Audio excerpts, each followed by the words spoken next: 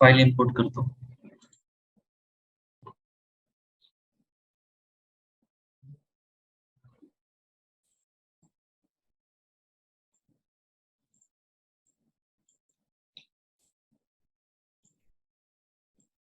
हा मी part import केलेला आहे. आता याच्यावरती मेशिंग कसं करायचं ते बघूया. आता ह्याचं जर का मेशिंग करायचं झालं तर हा सर्कल असल्यामुळे इथे इव्हनली डिस्ट्रीब्युशन होणार नाहीये. ओके. इथे मी F12 प्रेस केला, त्यानंतर मग हा सरफेस घेतो आणि मेशवरती क्लिक केलं. ओके. साईज आपण कमी करून घेऊ. समजा मी 1 mm टाकली.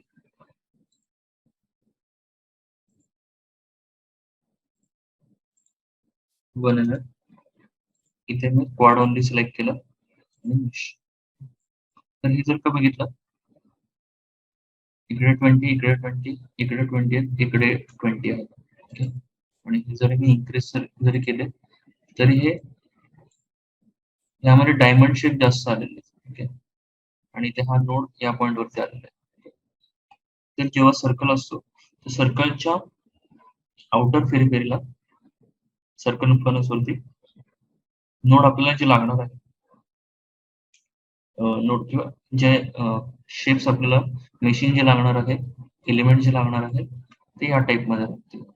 Total around periphery. हे आपण रिजेक्ट करू.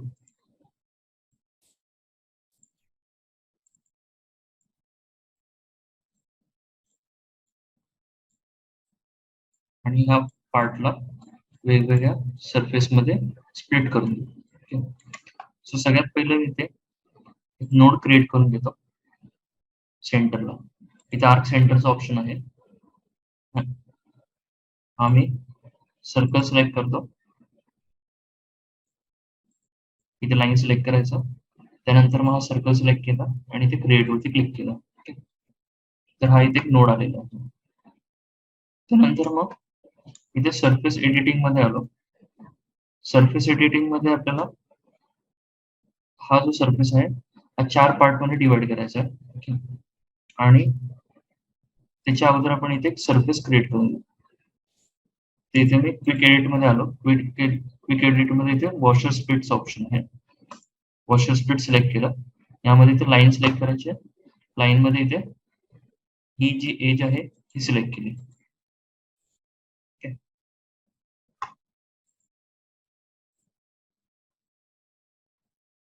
दोन सर्कल आले तर इथे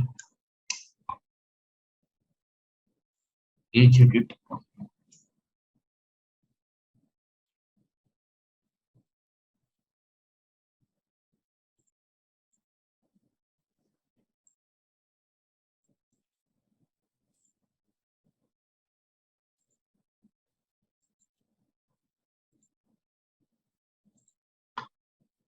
मी आता सर्कल डिलीट केला. इथे 0.1 चा सर्कल आला होता. परत एकदा आपण करू. इथे क्विक एडिट मध्ये गेलो. त्यानंतर मग सगळ्यात पहिले इथे ऑफसेट व्हॅल्यू टाकून घ्या. समजा मला 2 mm चा बाहेरच्या साईडला सर्कल काढायचा. इथे 2 आधी टाकून घेतला आणि त्यानंतर मग हा सर्कल आपण सिलेक्ट करू. ओके. त्या आता इथे बाहेरच्या साईडला 2 mm च्या ऑफसेट वर एक सर्कल. कुठून गेलं इथे क्विक एडिट मध्ये जायचं. त्यानंतर मग इथे आधी व्हॅल्यू टाकायची ऑफसेटची, त्यानंतर मग लाईन सिलेक्ट करायची. हा जो हे जे 2 सरफेसेस हे आपल्याला 4 पार्ट मध्ये डिवाइड करायचे. त्याच्यासाठी इथे सरफेस एडिट मध्ये यायचं. सरफेस एडिट मध्ये इथे ट्रिम विथ सरफेस ऑप्शन आहे. ओके. इथे आपण एक्स ऍक्सिस, वाय ऍक्सिस आणि झेड ऍक्सिस वगैरे सिलेक्ट करणार. ओके. तर सरफेस जो आहे तो आपला हा वाला.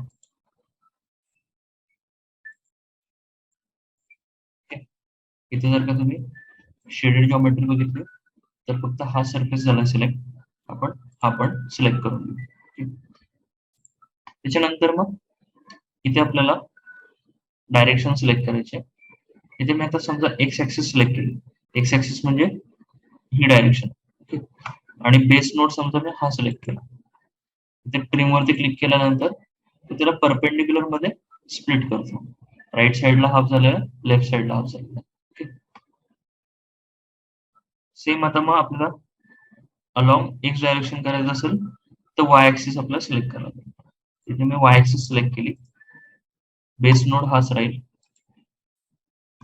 सरफेस जो आहे तो आता हा सरफेस आहे, हा सरफेस, टोटल 4 सरफेस मी सिलेक्ट केले. बेस नोड परत एकदा सिलेक्ट करून घेऊ आणि ते ट्रिम वरती मी क्लिक केले. तर असे 5 सरफेसेस क्रिएट झालेले. टोटल 8 सरफेसेस क्रिएट झाले. आता आपण मेशिंग वरती येऊ. F12 प्रेस करायचा मेशिंग साठी. हा सरफेस घेतो. या सरफेस वरती मी मेश वरती क्लिक केलं. 1 mm ची साईज आहे.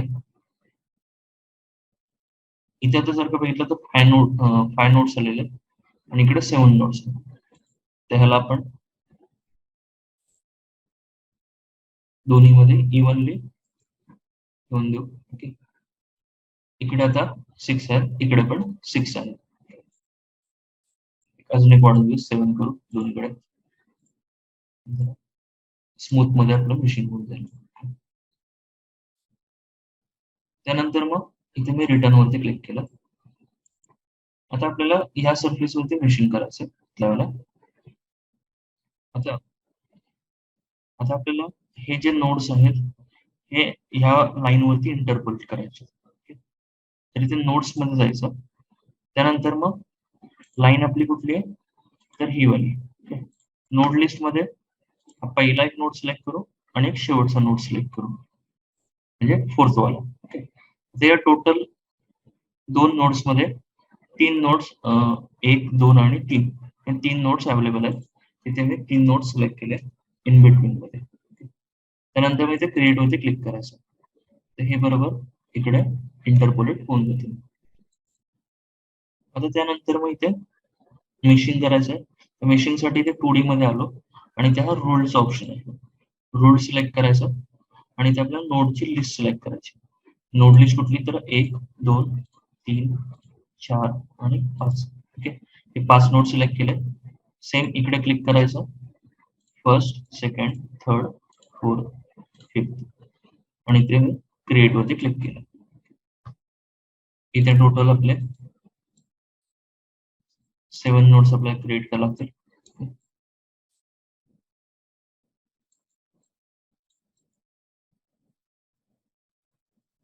मेश वरती मी क्लिक केलं.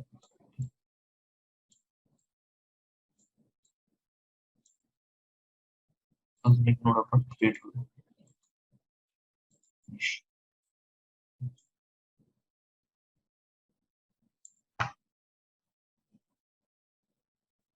आपण हे जे 4 एंटिटीज आहेत ते आपल्याला वाढवता येणार नाहीत किंवा कमी करता येणार नाहीत.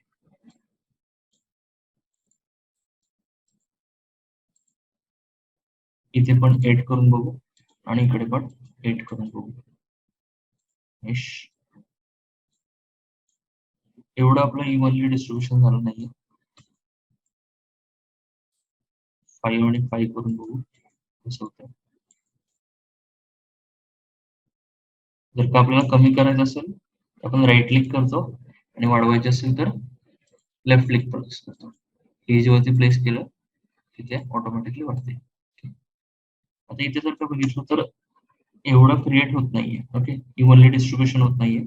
त्यामुळे आपण काय करू, इथे फक्त आपण टोटल 4 नोड घेऊन बघू. 1, 2, 3 आणि 4. सो मी रिजेक्ट केलं. रिटर्न करू. रिटर्न केल्यानंतर परत इथे रिटर्न वरती मी क्लिक केलं.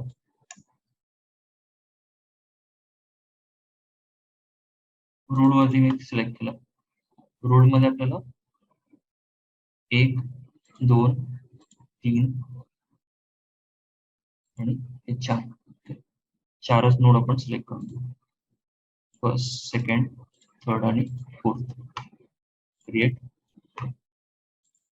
आता जर का बघितलं तर हे बरोबर इव्हनली डिस्ट्रीब्युशन झालेलं आहे. इकडे 3 नोड्स, इकडे 3 नोड्स आणि हे इव्हनली डिस्ट्रीब्युशन.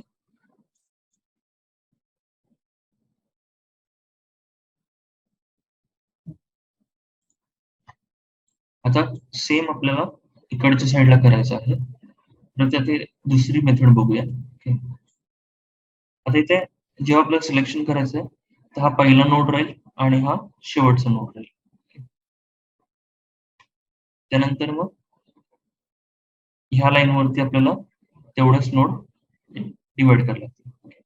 तिथे ऑप्शन आहे नोड बाय पाथचा. नोड बाय पाथ मध्ये फर्स्ट नोड मी हा सिलेक्ट केला आणि लास्ट नोड मी हा सिलेक्ट करतो. ऑटोमॅटिक काय होईल, टोटल सगळे जेवढे नोड्स असतील त्याच्या ह्या पाथच्या अंडर तेवढे सगळे सिलेक्ट होऊन जातील. ओके. त्यानंतर मग इकडे आपण लाईन सिलेक्ट करू. लाईन मध्ये ही आपली लाईन राहील.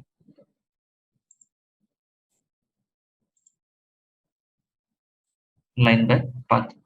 इथे पण आपण पाथ सिलेक्शन करू. क्रिएट वरती क्लिक केलं. ओके. तर इथे आता हे मेशिंग झालेलं आहे. ओके.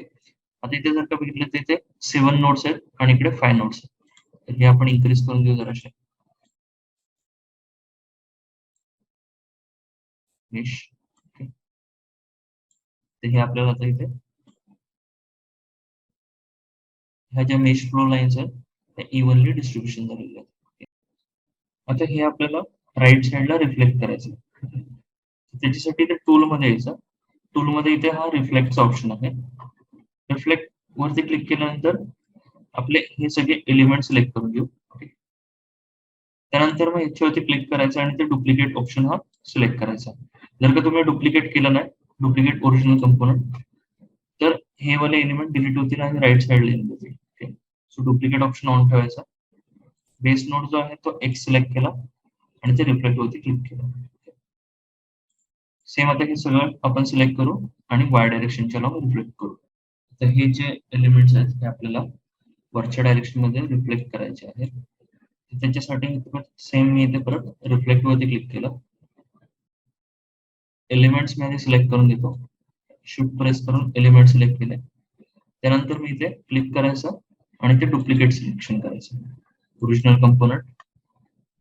त्यानंतर मग बेस नोड जो आहे तो आपला हा वाला आणि ते रिफ्लेक्ट वरती क्लिक केलं. ओके. त्यानंतर मी ते रिटर्न वरती क्लिक करू. तर हे असं आपलं रिफ्लेक्शन झालं. समजा आपल्याला हे नोट्स डिलीट करायचे असेल, तिथे हा टेम्पररी नोट्सचा ऑप्शन आहे. त्यानंतर मग हे नोट सिलेक्ट करून घ्यायचे.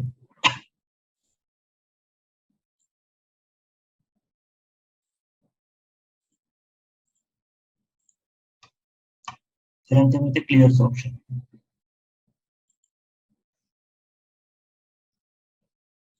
मल्टिपल नोट्स आलेले आहेत.